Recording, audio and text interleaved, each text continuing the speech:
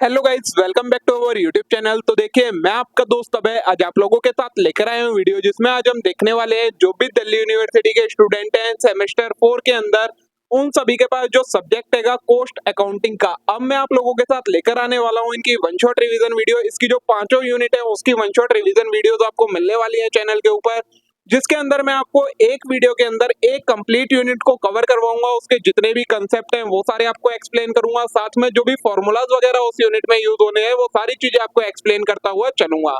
तो बिना देर के शुरू करते हैं हम अपनी आज की वीडियो और देखेंगे इस वन शॉट रिवीजन को। लेकिन उससे पहले अगर आपने अभी तक चैनल को सब्सक्राइब ना करा हो तो चैनल को जरूर सब्सक्राइब कर लें, वीडियो को लाइक करना ना भूलें, अपने सभी दोस्तों के साथ शेयर करना ना भूलें। अगर आपको इनके नोट्स चाहिए तो वो नोट्स पेड नोट्स हैं, आप उन्हें परचेज कर सकते हैं। परचेज करने के लिए आप मेरे को डिस्क्रिप्शन में या फिर टेलीग्राम चैनल वगैरह या यूट्यूब चैनल पर भी आपको मेरा नंबर अवेलेबल मिल जाएगा। आप वहां पर मेरे को डीएम करें, वहां से आप नोट परचेज कर सकते हैं। तो चलिए बिना देर के शुरू करते हैं हम अपनी आज की वीडियो।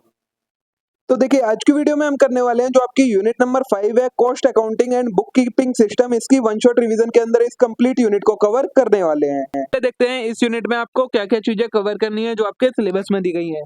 तो an overview of integral and non integral system, और उसके अलावा reconciliation of cost accounting profit with financial profit. सिर्फ ये दो ही कंसेप्ट हैं आपके जो आपको कवर करने हैं। बहुत ज्यादा छोटी सी यूनिट है, तो आज की एक ही वीडियो में ये सारी पूरी यूनिट कवर हो जाने वाली है, इसका सारा थ्योरेटिकल कंटेंट। तो सबसे पहले इंटीग्रल अकाउंटिंग क्या होती है। तो integrated accounting system is name given to a system of accounting where by the cost and financial account are kept in the same set of books.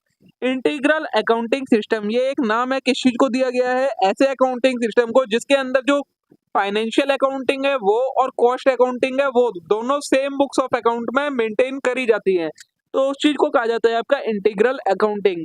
Obviously, then there will be no separate set of books of account for costing and financial record। तो यहाँ पर क्या होता है, costing के लिए और financial records के लिए अलग अलग बुक्स ऑफ अकाउंट्स नहीं होते हैं। इंटीग्रल अकाउंट प्रोवाइड टू और meet the information required by costing and financial account, और जो ये इंटीग्रल अकाउंट होते हैं यही दोनों की नीड पूरी कर देते हैं। अगर कॉस्ट अकाउंटिंग की जरूरत होती है तो उसके भी रिकॉर्ड्स आपको प्रोवाइड करवा देते हैं, और फाइनेंशियल अकाउंटिंग की जरूरत होती है तो उसके भी रिकॉर्ड्स इसी अकाउंटिंग से आपको मिल जाते हैं। फीचर्स क्या क्या होते हैं इंटीग्रल अकाउंटिंग सिस्टम के। तो नंबर 1 है complete analysis of cost and sales are kept. सारे कॉस्ट का और सेल्स का दोनों का रिकॉर्ड होता है आपके पास। Complete detail of all payment in cash are kept. जितनी भी पेमेंट कैश में की गई होती हैं उनका रिकॉर्ड होता है आपके पास। Complete detail of all assets are and liabilities are kept, and this system does not use notional account to represent all impersonal account. इसके अंदर जितने भी एसेट और लाइबिलिटी होते हैं उनका रिकॉर्ड होता है, डिटेल्स होती है आपके पास, और किसी भी टाइप के नोशनल अकाउंट का यूज नहीं करा जाता है। नेक्स्ट है under this system general ledger adjustment account is not at all maintain, and detailed account of assets and liability are maintain. इसके अंदर जनरल लेजर एडजस्टमेंट अकाउंट नहीं बनाया जाता है, और जितने भी एसेट एंड लाइबिलिटी होते हैं उनके एक डिटेल्ड अकाउंट बनाए जाते हैं। एडवांटेजेस क्या क्या होते हैं इंटीग्रेटेड अकाउंटिंग सिस्टम के। तो number 1, no need for reconciliation. तो the question of reconciling cost profit and financial profit does not arise as there is a one figure of profit only. सबसे बड़ा एडवांटेज यही है इसमें कि अगर दोनों के रिकॉर्ड सेम होते हैं तो हमें, अगर हम अलग अलग बनाएंगे कॉस्ट अकाउंटिंग और फाइनेंशियल अकाउंटिंग, तो दोनों का प्रॉफिट अलग अलग निकल के आएगा, फिर हमें उन्हें रिकंसाइल करना पड़ता है, मतलब सेम करना पड़ता है।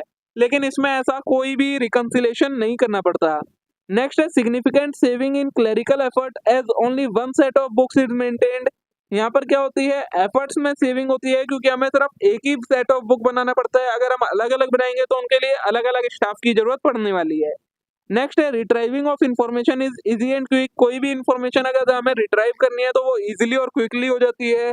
It is economical also as it is based on the concept of centralisation of accounting function. ये जो होता है इकोनॉमिकल तरीका है क्योंकि इसके अंदर जो सेंट्रलाइजेशन, मतलब सारे अकाउंट्स एक सेंट्रल जगह पर मेंटेन होंगे, वो वाला फंक्शन फॉलो करा जाता है।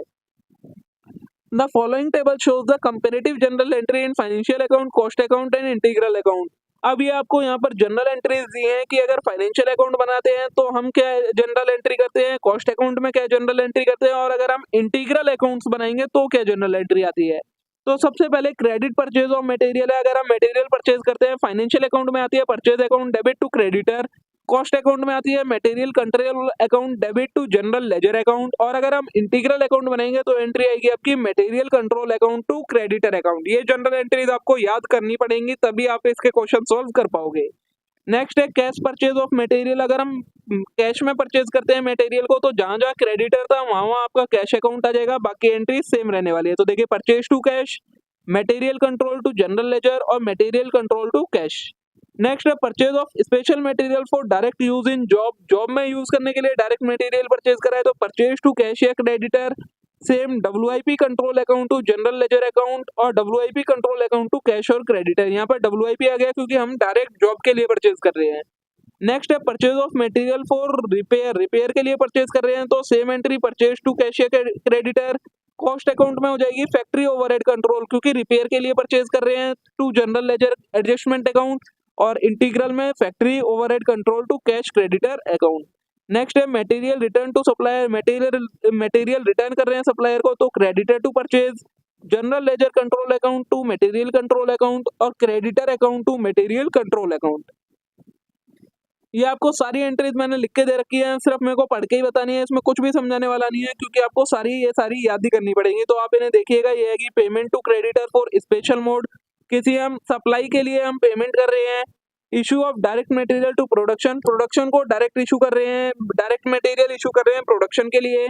Issue of indirect material, production के लिए इनडायरेक्ट मटेरियल इशू कर रहे हैं। Return of direct material to store, store में जो हमारा डायरेक्ट मटेरियल है उसे रिटर्न कर रहे हैं। Return of indirect material to store, indirect material को स्टोर में रिटर्न कर रहे हैं। Material transfer from one job to another, एक जॉब से दूसरी जॉब में मटेरियल ट्रांसफर कर रहे हैं। और adjustment of normal depreciation in material stock, normal depreciation को मटेरियल स्टॉक में एडजस्ट कर रहे हैं। तो ये सारी आपकी एंट्रीज होगी, काफी सारी एंट्री है। ये देखिए adjustment of normal surplus in material stock, payment of wages and salaries, analysis of distribution of wages, payment of expenses, recording of depreciation, absorption of factory overhead, spoil duplication work, recording of cost of job completed और recording of cost of goods sold. ये सारी जो general entries है ये मैं आपको Telegram पर provide करवा दूंगा, आप वहां से उन्हें लर्न कर सकते हैं, ठीक है।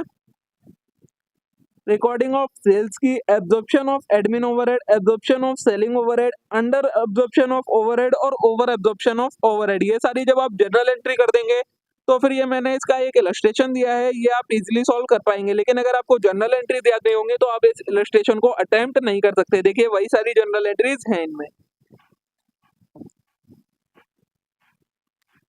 ठीक है। यहाँ तक आपका एक फर्स्ट वाला कंसेप्ट खत्म हो जाता है। इंटीग्रल और नॉन इंटीग्रल वाला सिर्फ यही है, अगर एक ही अकाउंट मेंटेन करा जा रहा है कॉस्ट और फाइनेंशियल के लिए तो वो इंटीग्रल है, और दोनों के अलग अलग मेंटेन करे जा रहे हैं तो वो नॉन इंटीग्रल में आपका आ जाता है। फिर बात आती है reconciliation of cost accounting record with financial. अगर हम अलग अलग मेंटेन करते हैं तो हमें दोनों के रिकॉर्ड्स को रिकंसाइल करना पड़ता है। तो where no separate account are maintain for costing and finance, question of reconciliation does not arise. जहां पर हम अलग अलग अकाउंट ही मेंटेन नहीं करते, इंटीग्रल अकाउंट मेंटेन करते हैं, वहां पर रिकंसिलेशन का क्वेश्चन आता ही नहीं है। लेकिन where the cost and financial account are maintain independently of each other, it is indispensable to reconcile them. लेकिन अगर कॉस्ट एंड फाइनेंशियल अकाउंट अलग अलग मेंटेन करे जा रहे हैं तो हमें उन्हें रिकंसाइल करना ही पड़ेगा। Though both the set of accounts are same as far as the basic transaction are concerned, but there are difference in profit of two sets of book. अब जब दोनों अकाउंट अलग अलग मेंटेन करे जा रहे हैं तो उन दोनों के बीच के प्रॉफिट में भी डिफरेंस होगा, तो उसी डिफरेंस को खत्म करने के लिए हमें उन्हें रिकंसाइल करना पड़ता है। रीजन क्या होते हैं difference in profit? Cost accounting में और फाइनेंशियल अकाउंटिंग में जो प्रॉफिट में डिफरेंस आता है वो डिफरेंस आता किस वजह से, उसके क्या क्या रीजन होते हैं। तो देखिए सबसे पहले item shown in financial account, तो there are number of item which are included in financial account but does not take place in cost account. क्योंकि फाइनेंशियल अकाउंट में कई सारे ऐसे आइटम होते हैं जो हम सिर्फ फाइनेंशियल अकाउंट में ही ले सकते हैं, उन्हें कॉस्ट अकाउंट में नहीं लिया जाता है। They may be the item of income, expense, the former increase in profit और latter decrease in profit.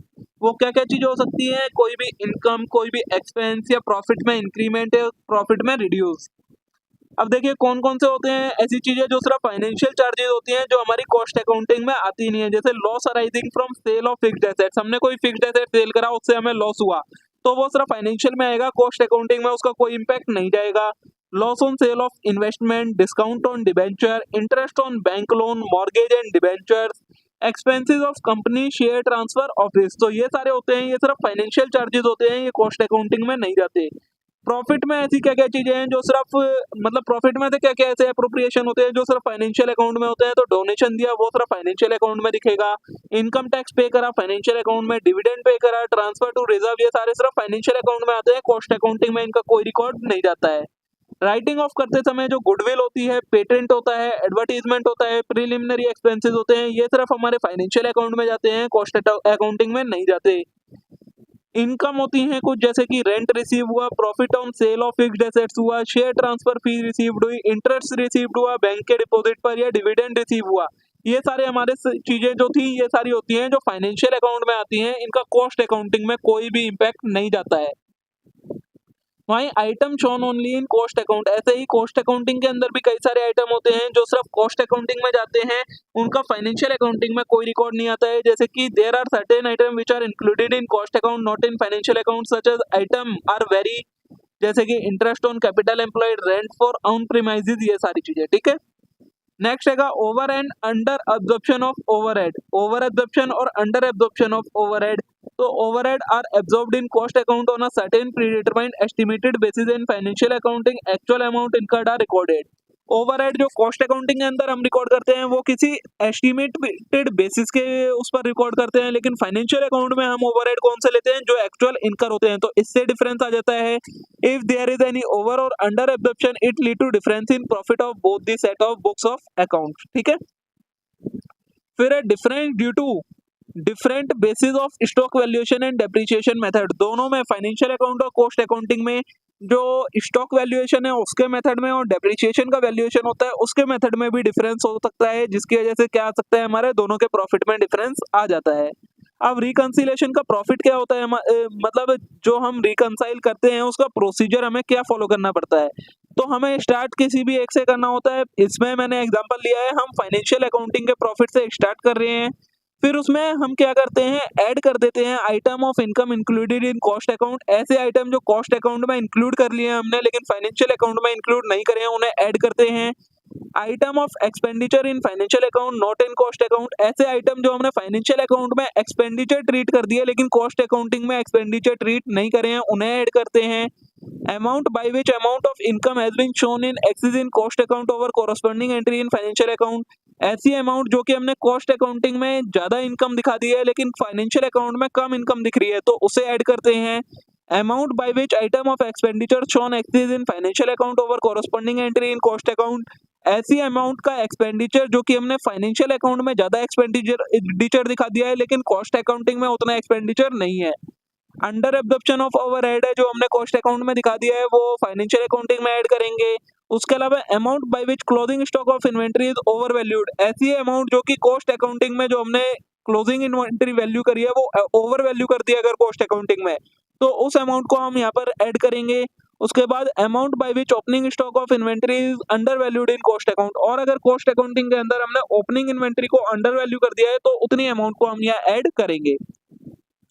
Less क्या क्या चीजें करते हैं, item of income included in financial account but not in cost account, ऐसी इनकम जो हमने financial account में रिकॉर्ड कर लिया है बट कॉस्ट अकाउंटिंग में रिकॉर्ड नहीं हुई है उसे लेस करेंगे। एक्सपेंडिचर जो हमने कॉस्ट अकाउंटिंग में इंक्लूड कर दिया है फाइनेंशियल अकाउंटिंग में इंक्लूड नहीं हुआ है उसे लेस करेंगे। ऐसी अमाउंट का एक्सपेंडिचर जो कि हमने कॉस्ट अकाउंटिंग में ज्यादा दिखा दिया है लेकिन फाइनेंशियल अकाउंटिंग में कम दिखा है उसे लेस करेंगे। अमाउंट जो कि इनकम की जो कि हमने फाइनेंशियल अकाउंटिंग में ज्यादा दिखा दिया है लेकिन कॉस्ट अकाउंटिंग में उतनी अमाउंट नहीं है उसे लेस करेंगे। अगर ओवर एब्जॉर्प्शन कर दिया है कॉस्ट अकाउंटिंग के अंदर ओवरहेड का उसे लेस करेंगे। क्लोजिंग इन्वेंटरी कॉस्ट अकाउंटिंग के अंदर अगर हमने अंडर वैल्यूड कर दिया तो उसे लेस करेंगे यहाँ पर, और अगर ओपनिंग इन्वेंटरी में हमने कॉस्ट अकाउंटिंग के अंदर ओवर वैल्यूड कर दिया तो उसे लेस करेंगे। जैसे ही आप ये सारी एडजस्टमेंट कर दोगे वैसे ही आपका profit as per cost account equal हो जाएगा profit as per financial account के, ठीक है। तो देखिए दोस्तों इसी के साथ आपकी ये यूनिट नंबर 5 कंप्लीट हो जाती है। सिर्फ इतना ही कंटेंट आपका इसके यूनिट के अंदर इंपॉर्टेंट है, जो थ्योरेटिकल कंटेंट है वो सारा आपको कवर करवा दिया है। होप सो आप सभी के लिए वीडियो यूजफुल रही होगी, वीडियो पसंद आई होगी, वीडियो अच्छी लगी हो वीडियो को लाइक करना ना भूले, चैनल को जरूर सब्सक्राइब कर लेना इस टाइप के और कंटेंट के लिए। अब हम मिलते हैं नेक्स्ट वीडियो में, थैंक यू।